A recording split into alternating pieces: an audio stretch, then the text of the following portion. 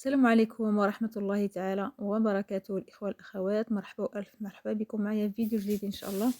اللهم صل وسلم وبارك على سيدنا محمد وعلى آله وصحبه أجمعين وسلم تسليما كثيرا إلى يوم الدين.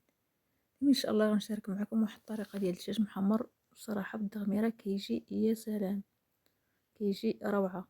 ودابا نخليكم مع طريقة التحضير. هنا كما كتشوفوا معايا عندي دجاج اللي بعد ما غسلته مزيان بالحامض، كديروا القياس اللي بغيتو ديال الدجاج. وعندي كذلك 4 ديال البصلات مشلضين، وعندي كاس ديال الزيت، عندي معلقه ديال السمن، القزبره ومعدنوس والثومه، وكذلك عندي التوابل، الخرقوم، السكنجبير، الملحه والابزار اللي هو الفلفل الاسود. ودابا غادي نخلطوا هاد التوابل مع الثومه ونرقدوا الدجاج تقريبا واحد 6 ساعات المكانه، نخليوه حتى كيشرب هذيك يعني هذيك التوابل يعني مزيان. ومن بعد غادي نضيفوا له البصله وغادي نخليوه يتقلى شويه، ومن بعد كنمرقوه وكنخليو الدجاج، نخليو الدجاج يطيب.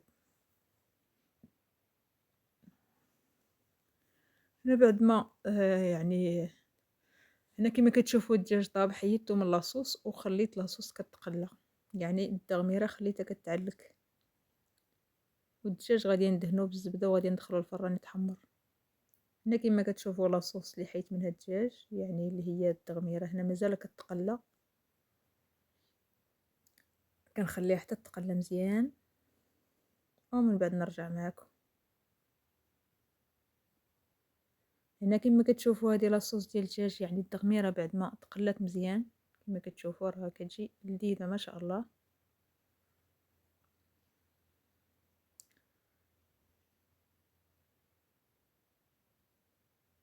يعني الدجاج دخلته الفران كيتحمر. هنا الدجاج بعد ما تحمر كما كتشوفوا انا استفتو في التبصيل يعني، وغادي نضيف له كذلك التغميره ديالو اللي تقلات من بعد. ومن بعد كتزينوه باش ما بغيتو، كيمكن لكم يعني تزوقوا باللوز ولا تزوقوا باش ما بغيتو. انا بعد ما استفت انا عندي الحامض هنا والهريسه زوقت بها من الفوق. الصراحه راه كيجي زوين وكيجي رائع وكيجي لذيذ. كنتمنىكم تجربوا هاد الطريقه ان شاء الله، واكيد اكيد غادي تعجبكم. صراحه راه كتجي صراحه ديك التغميره كتجي لذيذه. ونقول لكم شكرا على المتابعه، بارك الله فيكم ومع السلامه.